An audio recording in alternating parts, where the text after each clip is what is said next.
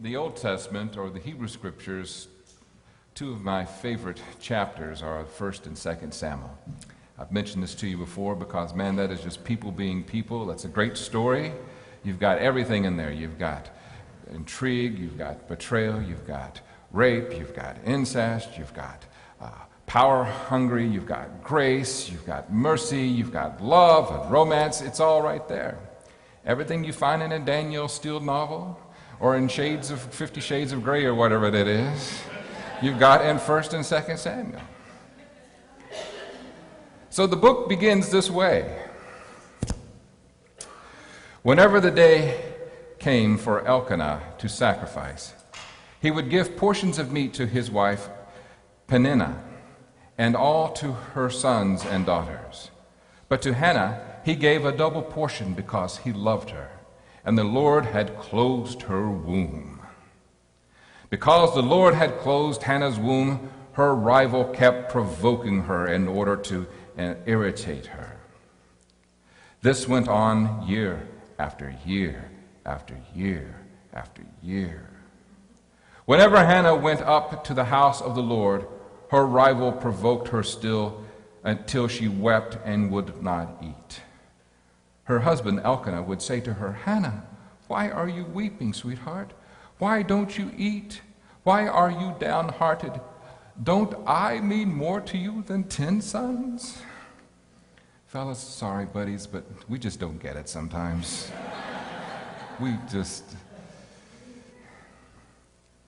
Once when they had finished eating and drinking in Shiloh, Hannah stood up. Now Eli the priest was sitting on his chair by the doorpost of the Lord's house. In her deep anguish, Hannah prayed to the Lord, weeping bitterly. And she made a vow, saying, "Lord Almighty, if you will only look on your servant's misery and remember me, and not forget your servant, but give her a son, then I will give him to the Lord. For all the days of his life, no razor will ever be used on his head." As she kept on praying to the Lord, Eli observed her mouth. Hannah was praying in her heart, and her lips were moving, but her voice was not heard. Eli thought she was drunk and said to her, "How long are you going to stay drunk? Put away your wine." "No, not so, my lord," Hannah replied. "I am a woman who is deeply troubled. I have not been drinking wine or beer. I was pouring out my soul to the Lord. Do not take your servant for a wicked woman. I have been praying here out of my great anguish and grief." Eli answered, "Go in peace, and may the God of Israel grant you what you have asked of him." She said, "May your servant find favor in your eyes." Then she went her way and ate something, and her face was no longer downcast. Early the next morning they arose and worshipped before the Lord, and then went back to their home at Ramah. Elkanah made love to his wife Hannah, and the Lord remembered her. So in the course of time, Hannah became pregnant and gave birth to a son. She named him Samuel, saying, "Because I asked the Lord for him." First baby, you spend a good bit of your every day just gazing at the baby. Second baby, you spend a bit of every day watching to be sure your older child isn't squeezing, poking, or hitting the baby. Third baby, you spend a little bit of every day hiding from the children.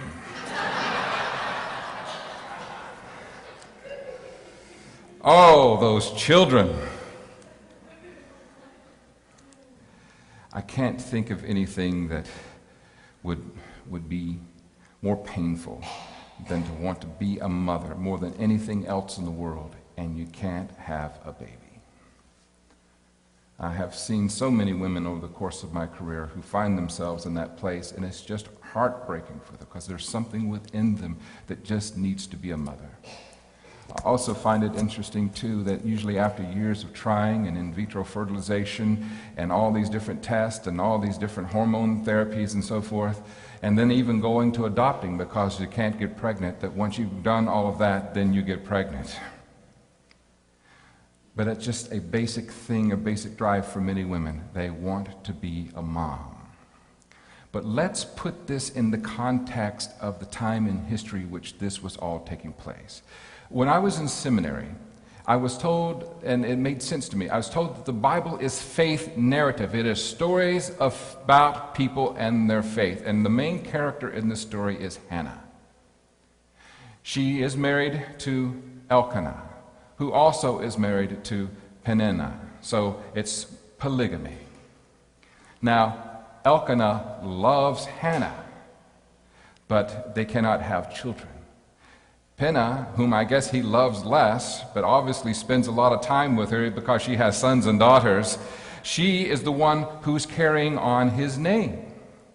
Now, this is important for you to know because many of us don't realize the theology during this time. And Hebrew theology evolved and developed over the millennia.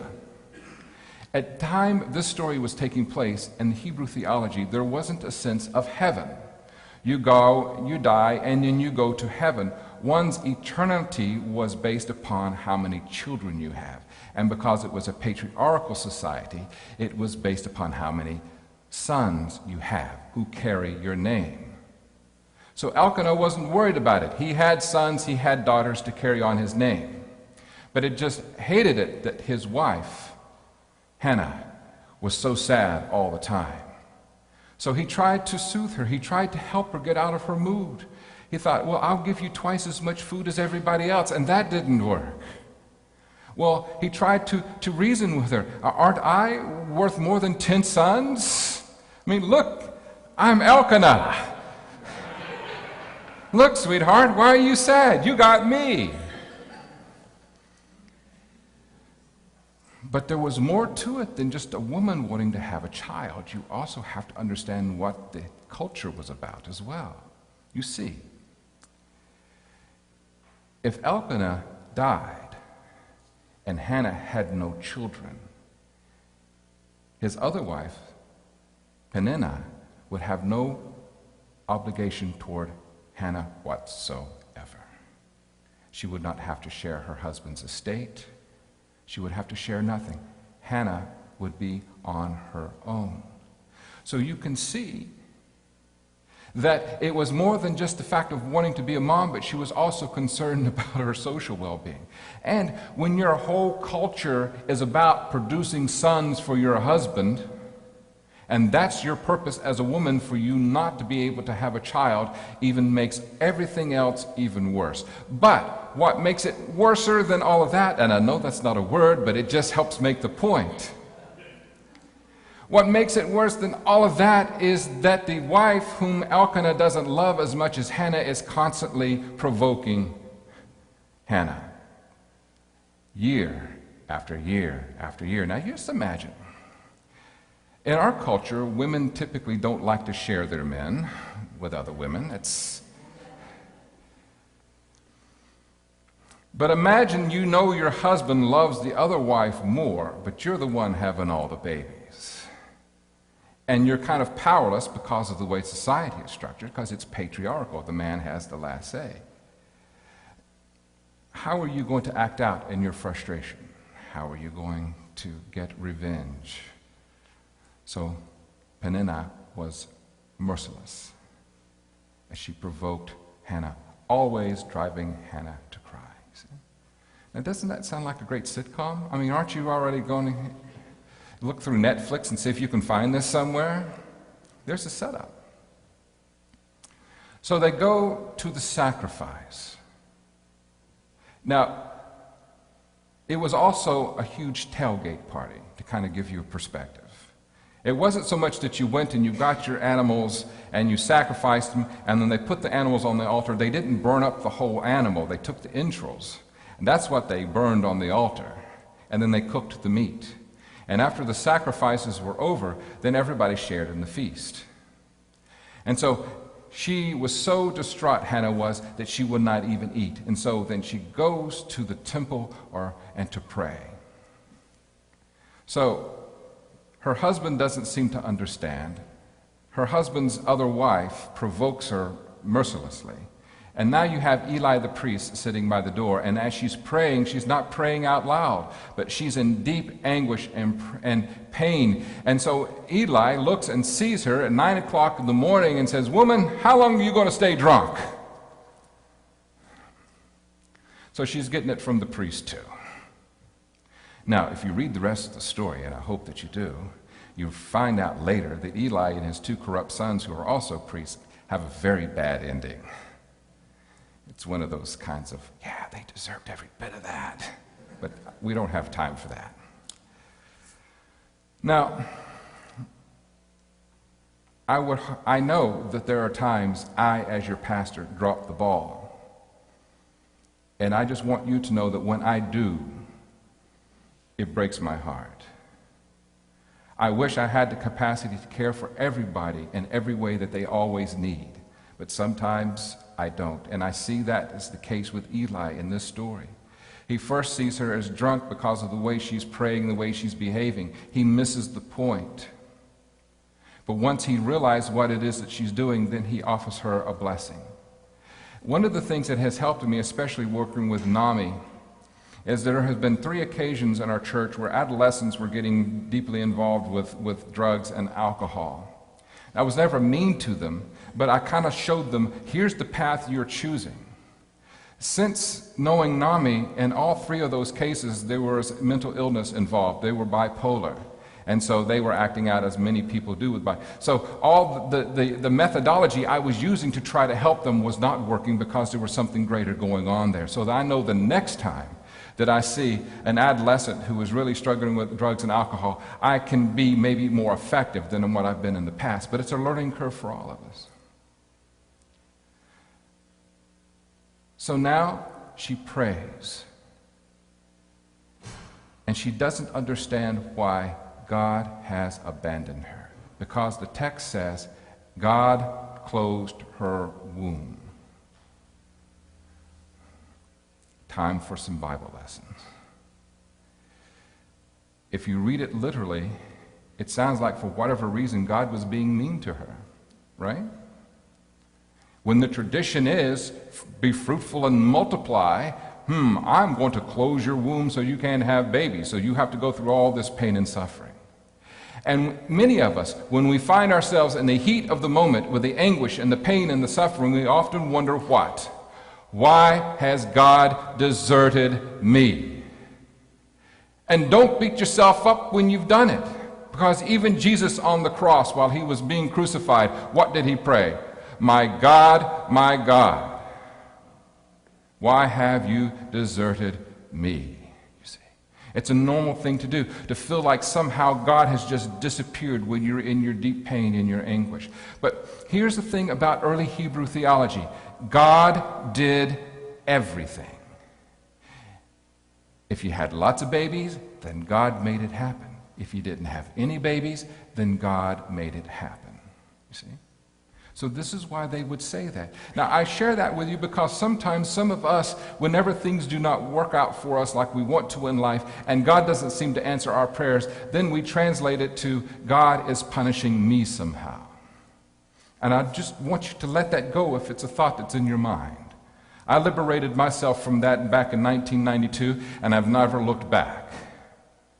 Pain and suffering is a part of life. We all go through it. If you live long enough, you have pain and suffering.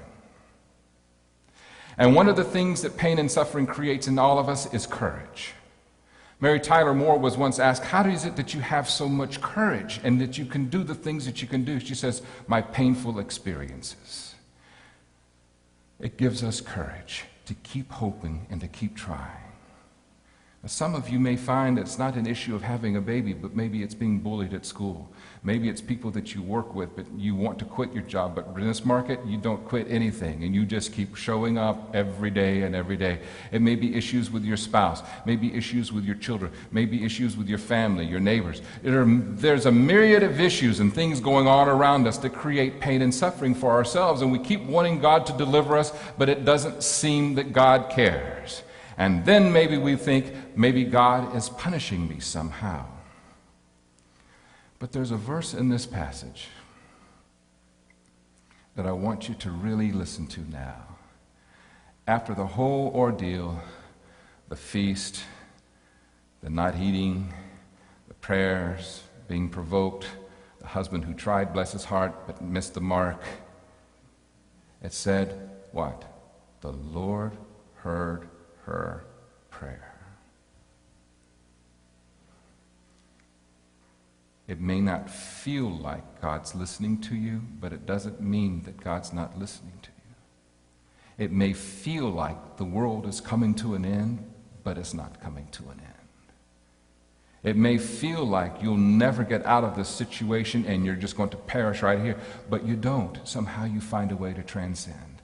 I want you to know, keep praying, keep seeking, keep invoking the Spirit of God to provide for you whatever it is you need to do to overcome what's going on in your life. The Lord heard her prayer, and she conceived and had a son and named him Samuel. El is a Hebrew word for God. For God heard my prayer. And as it turns out, Samuel becomes one of the great judges in Israel's history. And he was the one to anoint the first king, Saul. He was also the one to anoint the second king, David. And when you look at Hebrew history, Samuel is one of those persons that has a very firm and huge part to play. Once upon a time, there was a young girl who found herself pregnant before she was married. And her husband was going to divorce her, and her parents were so ashamed they sent her off to go live with a cousin. And God said to Joseph, don't put your wife away. This thing that's happening, I have been a part of. Stick with her. And she bore a son and named him what? Jesus. And Jesus becomes the Savior of the world. I want you to know that sometimes in your pain and suffering, what you give birth to from that, God has a bigger plan for. In Hannah's case, it was to give a son who would become a great judge over Israel. She was just wanting a baby. And in Mary's case, she bore a son, and his name is Jesus, Emmanuel, God what? With us. In your pain and your suffering, once you transcend it, once you rise victorious from it, know that God will use it to give birth to something that's not only going to help you and your family, but all the people around you and possibly even the world. Because God sees the bigger picture. Think about all those people in your life who inspire you so much. What are those great inspirational stories? And I guarantee that 9 out of 10 of them will have some severe suffering involved. Am I not right? Somebody has gone through mental illness. Somebody has gone through physical pain. Someone has gone through disease. Someone has gone through imprisonment. Someone has been discriminated against. Someone who has lost a child. And then somehow people rise above it. Your pain, your anguish, and your suffering is not because you're bad and God doesn't like you anymore and God is punishing you. No. Your pain and your suffering have purpose. And you don't see it now, but give it time, and you will see how God used your experience to inspire others to rise beyond something they ever dreamt about. Thus ends the lesson. Amen. Let us pray.